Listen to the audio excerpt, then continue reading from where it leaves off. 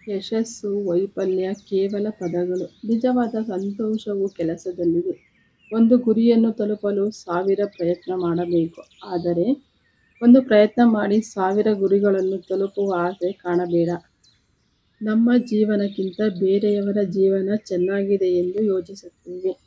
ಆದರೆ ನಾವು ಬೇರೆಯವರಿಗೆ ಬೇರೆಯವರಾಗಿರುತ್ತೇವೆ ಎಂಬುದನ್ನು ಮರೆಯುತ್ತೇವೆ. ಜನರು ನಮ್ಮ ಆಲೋಚನೆಗಳನ್ನು ತಪ್ಪಾಗಿ ಅರ್ಥೈಸಿಕೊಂಡರೆ ಅದನ್ನು ಸರಿಯಾಗಿ ಸಾಬೀತುಪಡಿಸುವುದು ನಮ್ಮ ಜವಾಬ್ದಾರಿಯಾಗಿದೆ. ಅವಮಾನಗಳು ಕೆಲವರಿಗೆ ಸಾವಿನೆಡೆಗೆ ದಾರಿಯಂತೆ ಕಾಣಿಸಿದರೆ, ಇನ್ನು ಕೆಲವರಿಗೆ ಸಾಧಿಸಲು ಸವಾಲಾಗಿ ಕಾಣುತ್ತವೆ. ಪದೇ ಪದೇ ಕಷ್ಟಗಳು ಬರುತ್ತಿವೆ ಎಂದರೆ ನಿಮ್ಮ ಹಣೆಬರಹ ಸರಿಯಿಲ್ಲ ಅಂತ ಅಲ್ಲ.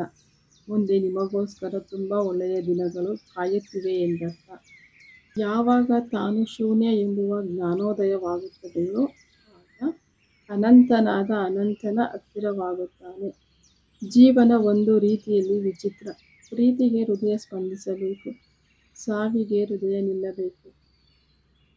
ಒಳ್ಳೆಯ ಆತ್ಮವು ನೀರಿನಲ್ಲಿನ ತರಂಗಗಳಂತೆ. ಅದು ಸಕಾರಾತ್ಮಕತೆಯನ್ನು ಹರಿಸುತ್ತದೆ ಮತ್ತು ಅದು ಎಲ್ಲೇ ಹೋಗಲಿ ಸಂತೋಷವನ್ನು ಹೊರಹೊಮ್ಮಿಸುತ್ತದೆ.